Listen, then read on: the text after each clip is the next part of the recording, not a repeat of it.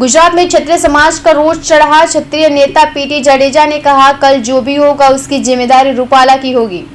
गुजरात के अंदर तमाम जिल्लाओं में सम्मेलन थी जाए, तमाम तालुकाओं में थी जाए, એટલે 90% તાલુકાને જિલ્લા લેવલે થઈ ગયું, 2-3 જિલ્લા બાદ કરતા, અને પછી મહાસંમેલન રાજકોટ મુકામે તારીખ 14 બોલાવવામાં આવ્યું છે, સાંજના 5 થી 7 રતનપર ખાતે।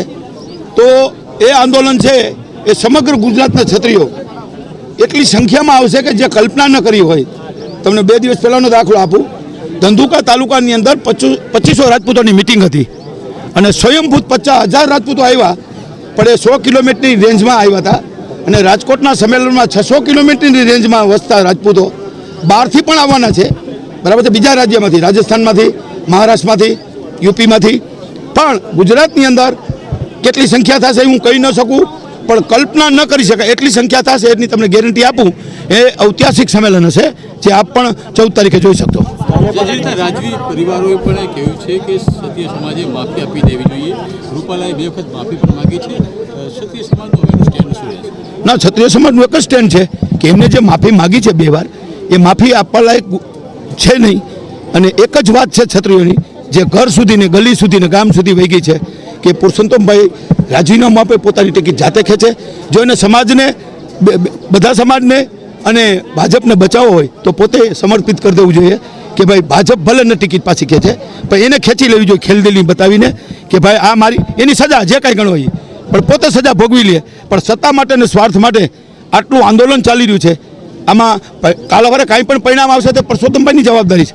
અમે તો યુવાનોને સમગ્ર, હું કે ભાઈ કરણસિંહ, એક જ નિવેદન અમે કરીએ છીએ કે યુવાનોને કાયદાની મર્યાદામાં બહાર નથી જવાનું, અને આપણું આંદોલન જલદ છે પણ એ દેખાવ કરીને પણ કાયદો હાથમાં લઈને નહીં।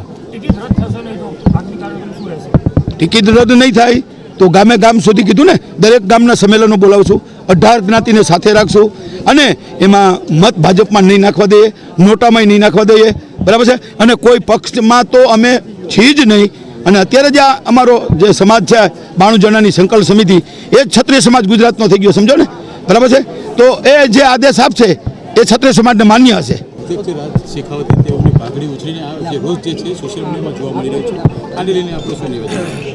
એમની પાઘડી ઉછાળી હતી, એમને માફી એ માંગી છે ને એવું કીધું છે કે ભાઈ પાઘડી તમને બેસાડવા ગયા અને જે ખેંચાખેંચી થાય એમાં પાઘડી તો, આ મારી પાઘડી તમે મારું બાળું ચાલો તો અત્યારે ઉતરી જાય, એટલે એવા ઈરાદાથી નથી ઉતારી કે ક્ષત્રિય સમાજનું અપમાન થાય, બરાબર છે, કે પાઘડીનું સન્માન ન જળવાય, એવા ઈરાદાથી ઉછાળી હોત ને તો પાઘડી ઉછાળી નીચે ઘા કર્યો હોત અથવા ગાડીમાં ઘા કર્યો હોત, એને ઘા નથી કર્યો, ગાડીનો સન્માન જાળવ્યું છે, એટલે ક્ષત્રિય સમાજમાં બિલકુલ રોષ નથી।